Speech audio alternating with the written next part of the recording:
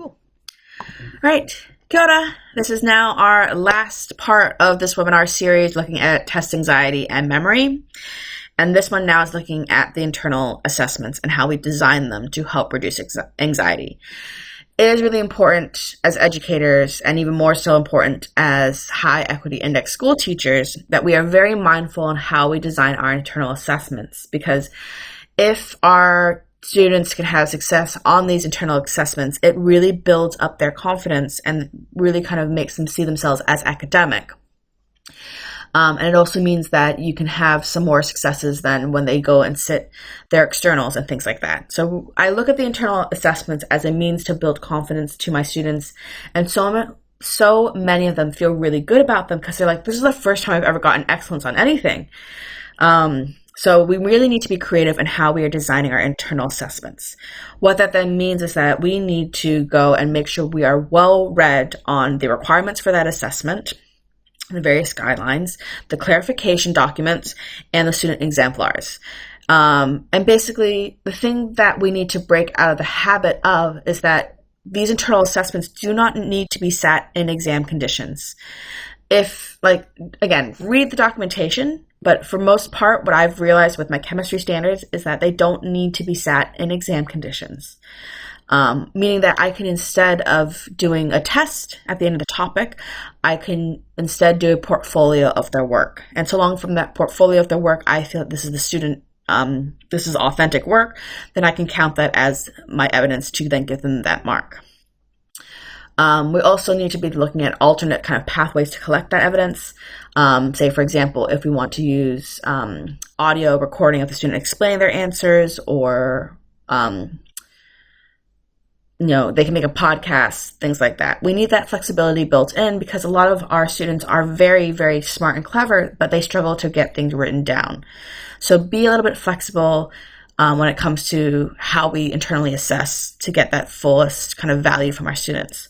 One of the things that I have found really helpful to help reduce my students' anxiety around assessment is by giving them a first and second attempt. It's basically the same thing I did at my previous school, except I've structured it differently in a sense that at my previous school, it was basically looked at as a practice or a formative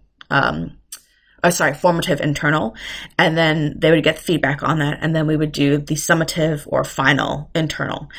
I then had the thought of, why am I not collecting the first attempt as data and as evidence? So I have changed that terminology and called them first and second attempts. I still give feedback after the first one. I do not give feedback, obviously, on the second one because that's just their grade. Actually, I wouldn't say that's their grade. I take the better of the two as their grades, and that helps so much with their anxiety. And the reason why is that usually on the first attempt, students have proven that they've demonstrated they can get and achieved. And that helps so much with that anxiety because they know I got the credits in the bag. And if I spend an extra week working on this, I maybe can get this up to a merit or an excellence. And, the vast majority of the kids, I would say nine times out of 10 would want to do the second attempt because they're like, wow, I passed already? That was so easy. Yeah, let's get a merit or an excellent because that could be really helpful for me. And they definitely love it in chemistry because chemistry is pretty straightforward on what the merit and excellence and achieved are. So that whole structure has really helped. The other thing to keep in mind with an internal assessment design is that they don't have to sit everything at once. You can actually break it up into chunks. So a good example is for redox at level 3, I've broken it up to galvanic cells and electrolytic cells, and I've broken those up further into first attempt and second attempt. By chunking that information like that for them, it helps prevent my students from getting confused. So think of creative ways that you can do these assessments that can reduce that anxiety and help build their confidence. The other thing that we need to think about is scaffolding of the work. Now, obviously, we don't want to scaffold it too much that we look at it and go, oh, we've helped them too much. They shouldn't be getting merit or excellence. The thing with scaffolding that I like to think about is with what I'm providing with them, one, am I making it too easy? And two, what is the memory requirement for this assessment? At the end of the day, we aren't testing them on how well they know the marking schedule. We're testing them on their redox knowledge or their spec knowledge. So that's why I'm very mindful of marking schedules and giving the kids the marking schedule in a sense of, this is what I'm looking for at achieved, at a merit, and excellence. And if you can tick these boxes, you should be fine on the exam.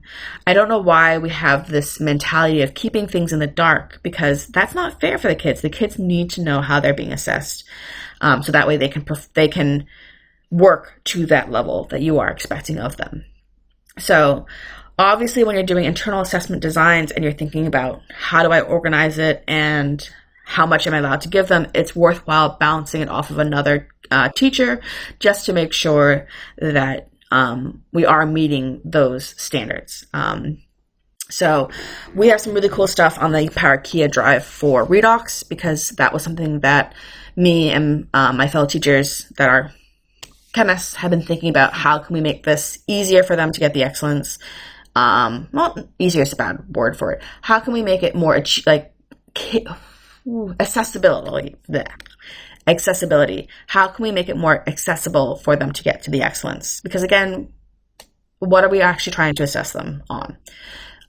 So that's kind of my last bit of advice, is think a lot about how you're going to design your assessments to reduce that anxiety, so that way they can build up their confidence, and then, backtracking and doing a lot of the other processes as well, so that when it comes to November, they are ready for their exams and they feel confident about them. That's me for this web series. I hope you enjoyed it. Please give me feedback. I would greatly appreciate it.